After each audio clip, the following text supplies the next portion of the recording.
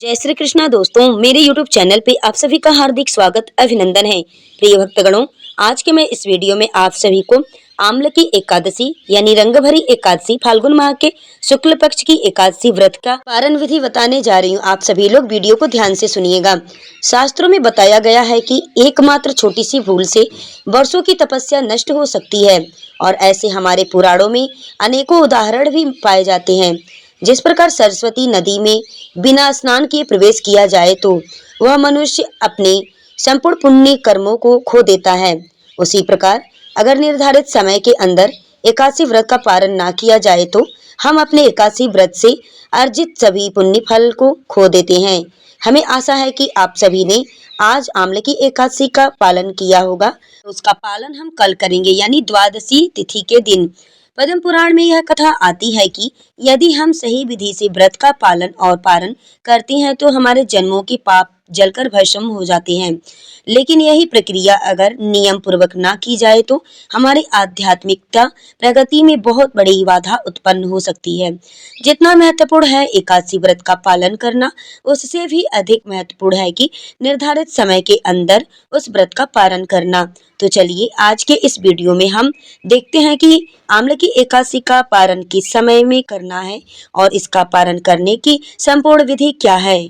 आइए भक्तगणों, आज की वीडियो हम आरंभ करते हैं और सभी महत्वपूर्ण बातों को जानते हैं। सबसे पहले एकादशी के अगले दिन यानी द्वादशी पर प्रातः काल ब्रह्म मुहूर्त में उठ जाना चाहिए। स्नान आदि से स्वयं को शुद्ध करके उसके बाद जिस प्रकार आपने एकादशी पर भगवान की मंगला आरती की थी, वैसे ही पूजन पाठ जैसे आपने किया था, वैसे ही द्वादशी के दिन भी भगवान श्री हरि विष्णु की पूजा करें और मंगला आरती करें। मंदिर में जाकर करिए या फिर ऑनलाइन उसका दर्शन कीजिए। उसके बाद तुलसी जी की पूजा करिए, उन्हें जल अर्पित करिए। तुलसी माता की कम से कम 3 बार प्रदक्षिणा करिए और फिर तुलसी देवी के समक्ष बैठकर हरे कृष्ण महामंत्र यानी हरे कृष्ण हरे राम राम राम हरे हरे हरे कृष्ण इस महामंत्र की निश्चित संख्या में माला का जप करिए। जब आपकी प्रातःकालीन दैनिक पूजा कार्य समाप्त हो जाए तो फिर भगवान को जल अर्पित करके अपनी क्षमता के अनुसार कुछ स्वादिष्ट और सात्विक अन्न भोजन तैयार करिए। उसके बाद उसमें तुलसी पत्र रख करके उसके ऊपर गंगा जल का छिड़कावा करके भगवान को प्रार्थना करते हुए अर्पित करिए। प्रयास करिए कि पारण के समय से पहले आप यह भोग बनाकर रख लें। इसके पश्चात यदि संभव है तो अपने घर में किसी वैष्णव या ब्राह्मण को आमंत्रित करके उन्हें सम्मान पूर्वक आसन पर बिठाएं और भगवान को जो भोग अर्पित किया गया था उसी को प्रसाद के स्वरूप में ब्राह्मण को उन्हें अर्पित करें। जब वे प्रसाद से संतुष्ट हो जाएं तो ब्राह्मण को ब्राह्मण के मन मुताबिक स्वादिष्ट भोजन करा करके उन्हें संतुष्ट करें और अपनी क्षमता के अनुसार उन्हें कुछ दान दक्षिणा दे करके उनका प्रणाम करें। और इस व्रत का पालन करते समय 10, 5 जो भी आपसे बन सके क्षमता के अनुसार कुछ न कुछ दान दक्षिणा देना अत्यंत आवश्यक है। श्रीमद् भागवत में बताया गया है कि भगवान श्री कृष्ण की शुद्ध भक्ति प्राप्त करने के लिए कई मार्ग हैं, जैसे कि दान, कठिन व्रत, तपस्या, यज्ञ और वैदिक ग्रंथों का अध्ययन आदि। विशेष रूप से पवित्र एकादशी के दिन कठिन व्रत के साथ साथ दान देने से उसका पुण्य फल प्राप्त होता है, अनेक गुना बढ़ जाता है। और वैसे भी इस कलयुग के समय में अगर कुछ श्रेष्ठ है तो वह है दान, क्योंकि कलयुग में जाने अनजाने से व्यक्ति पाप का भागीदारी बनता रहता है और उसे पाप से मुक्ति दिलाने वाली एकादशी के दिन हम जो भी दान करते हैं उसका अनेक गुना पुण्य फल हमें मिलता है। और घर में आने वाले लक्ष्मी का भी शुद्धिकरण दान के माध्यम से ही किया जाता है। और जब एकादशी निमित्त हम कोई दान करते हैं तो घर में लक्ष्मी का निवास रहता है और जीवन में आने वाली आर्थिक समस्याओं का निराकरण होता है। इसलिए प्रत्येक व्यक्ति को अपनी क्षमता अनुसार कुछ न कुछ दान अवश्य देना चाहिए। कई बार घर पर ब्राह्मण या वैष्णव को बुलाना संभव नहीं होता तो ऐसे में भगवान को भोग अर्पित करके इसे पास के किसी मंदिर में पुजारी या जरूरतमंद को दे देना चाहिए। और दान की लक्ष्मी भी मंदिर में ही दी जाती है। अगर भोजन देना संभव नहीं है तो सिर्फ मंदिर में जाकर कुछ न कुछ दान अवश्य दीजिए, या फिर गौ माता को घास या रोटी खिलाइए।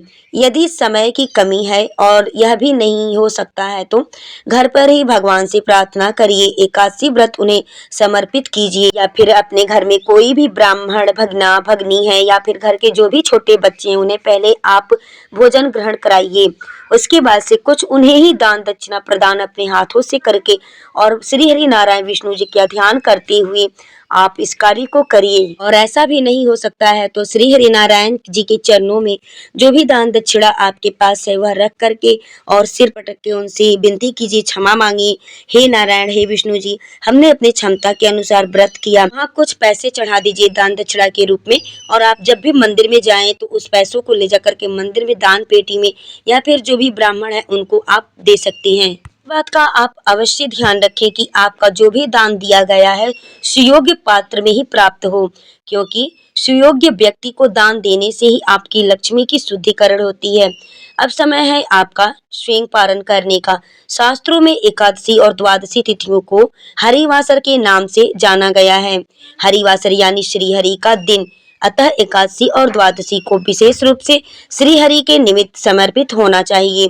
एकादशी के दिन उपवास और द्वादशी के दिन निर्धारित समय पर पारण करना ही संपूर्ण एकादशी व्रत कहलाता है। और इस प्रकार संपूर्ण एकादशी व्रत का पालन करने से उसी क्षण मनुष्य के लाखों पापों का नाश हो जाता है, ऐसा हमारे शास्त्रों का कथन है। और इस प्रकार वैष्णव भोजन और दान देने के बाद अब पारण का समय के अंदर ही करना अनिवार्य होता है। आप भगवान से प्रार्थना करते हुए स्वयं भी एकादशी व्रत का पारण करें। अब जब आप स्वयं पारण करने जा रहे हैं तो सबसे पहले भगवान के समक्ष बैठकर हाथ में गंगा जल लेकर एकादशी के दिन जो संकल्प आपने लिया था उसे भगवान को अर्पित कर दीजिए और प्रार्थना करिए कि हे पूर्ण पुरुषोत्तम भगवान श्री कृष्ण, आज सर्व पापों का नाश करने वाली पुण्य पवित्र द्वादशी तिथि के लिए प्राप्त है, इसमें मैं पारण करूंगी। प्रसन्नता पूर्वक इसका आप स्वीकार करिए और मुझे अपनी शुद्ध सेवा भक्ति प्रदान कीजिए। और फिर उसके बाद से आप पारण करिए। आप ध्यान में रखिएगा कि पारण के समय में आपको क्या खाना है, क्या नहीं खाना है। तो चलिए मैं बताती हूँ, आप सब लोग ध्यान से इस बात को अवश्य सुनिए। देखिए, एकादशी के पारण में कभी भी चावल नहीं खाना चाहिए और कोई मतलब मसूर की दाल, मटर की दाल, चने की दाल, मूंग की दाल या फिर उड़द की दाल, इन सब दालों का सेवन नहीं करना चाहिए, क्योंकि एकादशी के पारण में इन सब दालों को खाना अशुद्ध माना जाता है। दाल अगर आपको खाने हैं तो आप अरहर का दाल शुद्ध बना करके खाएं और शुद्ध नमक और शुद्ध हल्दी ये सब डाल के खाएं। और ध्यान रखें कि सरसों का तेल का आप पारण में सेवन ना करें। अगर आपको सब्जी भी बनानी है तो आप तिल के तेल में बनाएं या फिर रिफाइन में बनाएं, मूंगफली के तेल में बनाएं या फिर आप घी में बनाएं, इन सब चीज़ों में बनाएं। पर ध्यान रखें, सरसों के तेल को खाना वर्जित होता है एकादशी के व्रत के पारण में, या फिर एकादशी के व्रत के दिन सरसों का तेल छूना भी नहीं चाहिए। तो आप ध्यान रखिएगा कि रोटी खाइए, दाल खाइए, भत्ता चोखा बना लीजिए, या फिर आपको अगर सब्जी ही बनानी है तो सरसों के तेल में मत बनाइएगा। इस बात को आप लोग ध्यान रखिएगा। और देखिए, एकादशी के व्रत में एक टाइम भोजन करना होता है दिन में, उसके बाद से संध्या के समय में आपको भोजन करना है, ना कि दिन में 2 बार या फिर 3 बार भोजन नहीं करना होता है, सिर्फ 1 बार करना होता है।